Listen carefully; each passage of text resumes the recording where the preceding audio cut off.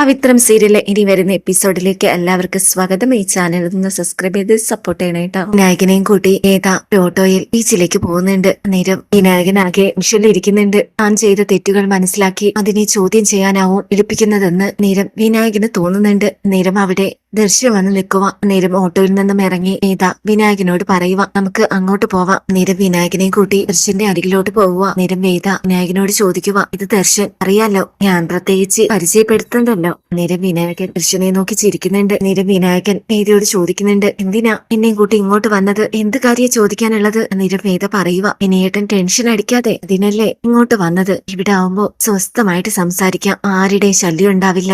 നേരം വിനായകൻ ഒന്നും മിണ്ടുന്നില്ല. നേരം ദർശൻ ചോദിക്കുക, വിനായകൻ എന്തിനാ ഇത്രയും ഭയക്കുന്നത്, തെറ്റ് ചെയ്തിട്ടുണ്ടെങ്കിലല്ലേ പേടിക്കണം. നേരം വിനായകൻ പറയുക, എനിക്കെന്ത് പേടി, എനിക്കൊരു പേടിയില്ല. നേരം വേദ പറയുക, കേസിന്റെ ഭാഗമായിട്ട് ചോദിക്കുന്നതാണെന്ന് കരുതിയാ മതി. വിക്രം ജയിലിലാവാൻ കാരണം അച്ഛന്റെ ബേഗിൽ മയക്കുമരുന്ന് വെച്ചു, അത് ഉപയോഗിച്ചു എന്ന കേസിലാണ്. പക്ഷേ വിക്രം കുറ്റക്കാരനല്ല എന്നാണ് എന്റെ വിശ്വാസം. വിനയേട്ടന് എന്ത് തോന്നുന്നു, വിക്രമാണോ അത് ചെയ്തത്? ഇത് കേട്ട് വിനായകൻ പറയുക, അതെല്ലാം ഒരിക്കൽ അവസാനിച്ചതല്ലേ, വീണ്ടും എന്തിനാ അതിനെക്കുറിച്ച് സംസാരിക്കുന്നത്? നേരം വേദ പറയുക, അവസാനിച്ചു എന്ന് കരുതുന്നിടത്ത് നിന്ന് അല്ലേ പലതും ആരംഭിക്കുന്നത്. അന്നേരം വിനായകൻ ഏതിയെ നോക്കിയിട്ട് പറയുക, ഇതിനെക്കുറിച്ച് എന്നോട് എന്തിനാ ചോദിക്കുന്നത്, എനിക്കൊന്നും അറിയില്ല. ഇത് കേട്ട് ദർശൻ പറയുന്നുണ്ട്, തനിക്ക് എല്ലാം അറിയാം, അതുകൊണ്ടാണല്ലോ തന്നെയും കൂട്ടി ഞങ്ങൾ ഇങ്ങോട്ട് വന്നത്. വെറുതെ തന്നോട് ഇതൊക്കെ ചോദിക്കാൻ ഞങ്ങൾക്ക് എന്താ വട്ടുണ്ടോ? വെറുതെ താൻ ഉരുണ്ട് കളിക്കണ്ട, സത്യം തുറന്നു പറയുന്നതാണ് നല്ലത്, അല്ലെങ്കിൽ പറയിപ്പിക്കാൻ ഞങ്ങൾക്ക് മറ്റു വഴികൾ തേടേണ്ടി വരും. ഇത് കേട്ട് വേദയോട് വിനായകൻ പറയുന്നുണ്ട്, എന്തൊക്കെയാ വേദ ഇത്, ഈ സാറെന്താ ഇങ്ങനെയൊക്കെ പറയുന്നേ, ഞാൻ എന്ത് തെറ്റ് ചെയ്തു എന്നാ? വിക്രമിന്റെ ആ കേസുമായി എനിക്കൊരു ബന്ധവും ഇല്ല. ഇത് കേട്ട് വേദ പറയുന്നുണ്ട്, ആര് പറഞ്ഞു ഇല്ല എന്ന്? എന്നാ ഞാൻ പറയുന്നു, ആ കേസിൽ നിങ്ങൾക്ക് വ്യക്തമായ പങ്കുണ്ട്. നിരപരാധിയായ വിക്രം ശിക്ഷിക്കപ്പെടുകയായിരുന്നു. ഒളിഞ്ഞിരുന്ന് ഇതെല്ലാം ചെയ്ത അയാൾ ഒന്നും അറിയാത്ത മട്ടിൽ ഉള്ളിൽ ചിരിക്കുകയായിരുന്നു. ഇത്രയും കാലം അതല്ലേ ചെയ്തുകൊണ്ടിരുന്നത്. ഇനിയെങ്കിലും സത്യങ്ങളൊക്കെ വെളിച്ചത്ത് വരണം, എല്ലാവരും എല്ലാം അറിയണം. വിക്രം തെറ്റുകാരനല്ല എന്നും അതുകൊണ്ട് പറയണം. അച്ഛന്റെ ബേഗിൽ ആ മയക്കുമരുന്നുകൾ വെച്ചത് നിങ്ങളല്ലേ? ഇത് കേട്ട് ഭയന്ന് നിൽക്കുക വിനായകൻ. ഉടനെ പറയുന്നുണ്ട്, ഞാനല്ല, ഞാൻ എന്തിനു വെക്കണം? നേരം അവിടേക്ക് കാറിൽ ഒരാൾ വരുന്നുണ്ട്. നേരം വേദ പറയുക, അതാരാന്ന് നിങ്ങൾക്ക് മനസ്സിലായോ? ആ കേസ് അന്വേഷിച്ചിരുന്ന ഉദ്യോഗസ്ഥന, ആ കേസിനെ കുറിച്ച് വ്യക്തമായി അറിയാവുന്ന ആളാ. നേരം വിനായകൻ അയാളെ നോക്കുന്നുണ്ട്. അന്നേരം ദർശൻ പറയുക, സാർ ഇതാണ് ഞങ്ങൾ പറഞ്ഞ ആള്. വിനായകൻ നേരം ദേഷ്യത്തോടെ വിനായകനെ നോക്കുന്നുണ്ട്. അന്നേരം വിനായകന്റെ മുഖത്ത് നോക്കി പറയുക, ആ ഫംഗ്ഷൻ നടന്ന ദിവസം വിക്രം രാവിലെയാണ് വീട്ടിലെത്തിയത്. അന്ന് ആ വീട്ടിലുണ്ടായിരുന്നത് വിക്രമിന്റെ അമ്മയും അച്ഛനും പിന്നെ താനുമായിരുന്നു. പക്ഷേ ആ മാഷിനെ എല്ലാവരുടെയും മുന്നിൽ വെച്ച് അറസ്റ്റ് ചെയ്തുകൊണ്ട് പോകുമെന്ന് കണ്ടപ്പോ അയാളാണ് കുറ്റം ഏറ്റെടുത്തത്. ആ ബാഗിൽ ആ മയക്കുമരുന്നുകൾ വെച്ചത് താനാണെന്ന് ഏറ്റു പറഞ്ഞു. അങ്ങനെയാ വിക്രം ആ കേസിൽ പ്രതിയായത്.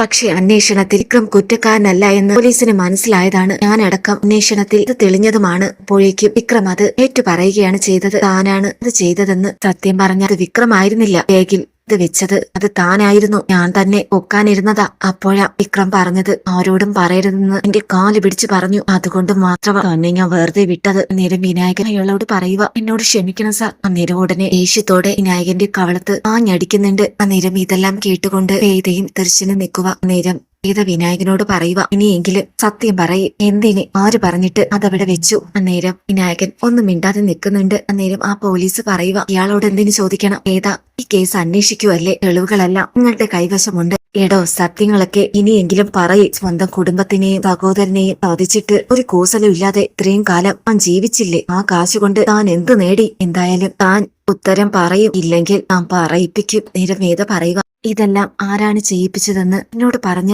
ഈ കേസിൽ നിന്നും ഞാൻ നിങ്ങളെ രക്ഷിക്കാം. അതല്ല, ഇനിയും അതെല്ലാ പേരിൽ നിന്നും ഒളിപ്പിക്കാനാണ് നിങ്ങളുടെ ശ്രമമെങ്കിൽ നിയമപരമായി തന്നെ ഞാൻ അതിനെ നേരിടും. എല്ലാം എല്ലാവരും അറിയും. പിന്നെ ആ വീട്ടിൽ നിങ്ങൾക്കൊരു സ്ഥാനം ഉണ്ടാവില്ല. അച്ഛൻ നിങ്ങളെ വെറുക്കും എന്നേക്കുമായി. ഇത്രയും പറഞ്ഞിട്ട് ഏതേയും ദർശനും ആ സാറും അവിടെ നിന്ന് പോകുന്നുണ്ട്. അന്നേരം ഒരു നിമിഷം വിനായകൻ അങ്ങനെ നിൽക്കുന്നുണ്ട്. എന്നിട്ട് ഉടനെ കൈ കാണിച്ച് ഏതെന്ന് വിളിക്കുക. ഇത് കേട്ട് ഏതേയും ദർശനും അയാളും തിരിഞ്ഞു നോക്കുന്നുണ്ട്. അന്നേരം വിനായകൻ പറയുക, എല്ലാ സത്യങ്ങളും ഞാൻ പറയാം. എന്നെ കൊണ്ട് ആരാണത് ചെയ്യിച്ചതെന്ന് ഞാൻ പറയാം. ഞാൻ തന്നെയാ അച്ഛന്റെ ബാഗിൽ ആ മയക്കുമരുന്നുകൾ വെച്ചത്. ഇത്രയും പറഞ്ഞിട്ട് വിനായകൻ അവിടെ ഇരുന്ന് പൊട്ടി പൊട്ടി കരയുക. ഇത് കണ്ട് വേദ ദർശനെ നോക്കുന്നുണ്ട്. സത്യത്തിലേക്കുള്ള ഓരോ ചവിട്ടുപടികളും ഇത് കേറുന്നുണ്ട്. അവസാനം വിക്രം എന്ന നിരപരാധിയെ സമൂഹത്തിന് വീട്ടുകാർക്ക് മുന്നിൽ തെളിയിക്കാനായുള്ള വേദയുടെ യാത്ര വിജയത്തിലേക്ക് എത്തുമ്പോൾ ഇതൊന്നും അറിയാതെ വിക്രം ശ്രീകാര്യം ശ്രീനിവാസന്റെ പുറകെ ഒരു നിഴൽ പോലെ ഓടുന്നുണ്ട്. വിക്രമിനെ മുൻനിർത്തി ശ്രീകാര്യം ശ്രീനിവാസൻ ഓരോ കരുക്കളും നീക്കിക്കൊണ്ടിരിക്കുമ്പോഴും ഇതിനെയെല്ലാം വെല്ലുവിളിച്ച് വിക്രമിനെ രക്ഷിക്കാൻ വേണ്ടി വേദ തയ്യാറെടുക്കുന്നുണ്ട്. അങ്ങനെ വീട്ടിലേക്ക് വരുന്ന വിക്രമിനെ നോക്കിയിട്ട് വേദ പറയുക, എന്താ മാഷെ, ഒന്നും പറയാനില്ലേ? വിഷമമായിരിക്കും. ശ്രീനി സാറിനെ എങ്ങനെ രക്ഷിക്കാമെന്ന് ആലോചിക്കുകയാണോ? അന്നേരം വിക്രം പറയുന്നുണ്ട്, എടി, ശ്രീനി സാറിനെതിരെ ഈ കോടതിയിൽ എന്തൊക്കെ തെളിവുകൾ നിരത്തിയാലും സാറിനെ കുറ്റക്കാരനാക്കാൻ എനിക്ക് കഴിയില്ല. കാരണം അതെല്ലാം ചെയ്തത് ഞാനാണ്. ശ്രീനി സാറിന് അതിലൊരു പങ്കും ഇല്ലെന്ന് തെളിയിക്കാൻ എന്റെ എതിർഭാഗം വക്കീലിന് സാധിക്കും. നിനക്കെന്താ അതറിയില്ലേ?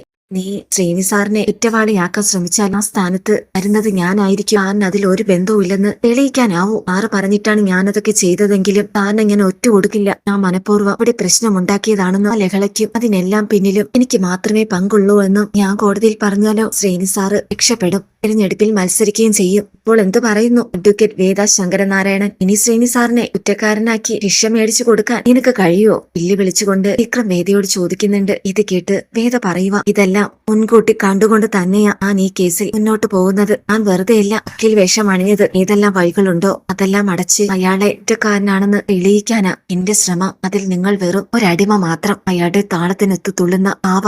അയാളെക്കുറിച്ച് നിങ്ങൾക്ക് എന്തറിയാം? നിങ്ങൾക്കറിയാത്ത പലതും എനിക്കറിയാം. അതെല്ലാം അധികം വൈകാതെ നിങ്ങൾക്ക് മനസ്സിലായിക്കോളും. ഇത് കേട്ട് വിക്രമിന്റെ മനസ്സിൽ വല്ലാത്തൊരു ആശങ്ക തോന്നുന്നുണ്ട്. വേദ അത്രമാത്രം ആത്മവിശ്വാസത്തോടെയും ചങ്കൂറ്റത്തോടെയും അങ്ങനെയൊക്കെ പറയണമെങ്കിൽ വേദയുടെ മനസ്സിൽ മറ്റെന്തോ ഉണ്ടെന്ന് വിക്രം തിരിച്ചറിയുന്നുണ്ട്. അന്നേരം വിക്രമിനെ നോക്കിയിട്ട് വേദ പറയുക, എന്താ ആലോചിക്കുന്നത്? കിടന്നുറങ്ങാൻ നോക്ക് സ്വാമി. കേസിന്റെ അന്വേഷണങ്ങളെല്ലാം ഞാൻ നോക്കിക്കോളാം. നിങ്ങൾ അതാലോചിച്ച് തലപുണ്ണാക്കണ്ട. പിന്നെ ശ്രീകാര്യം ശ്രീനിവാസൻ, അയാൾക്ക് പകരം എല്ലാ കുറ്റങ്ങളും ഏറ്റെടുത്ത് നിങ്ങൾ കുറ്റവാളിയായി കോടതിക്ക് മുന്നിൽ ശിക്ഷ ഏറ്റുവാങ്ങാൻ റെഡിയായിരിക്കുവാണെങ്കിൽ അതങ്ങ് മനസ്സിൽ വെച്ചേക്ക്. അതൊരിക്കലും നടക്കാൻ പോകുന്നില്ല. എന്റെ ലക്ഷ്യം ശ്രീകാര്യം ശ്രീനിവാസനാണ്. അയാളെ പൂട്ടാനുള്ള കൂട്ടെല്ലാം ഞാൻ ഒരുക്കി വെച്ചിട്ടുണ്ട്. അയാൾക്കിനി രക്ഷയില്ല.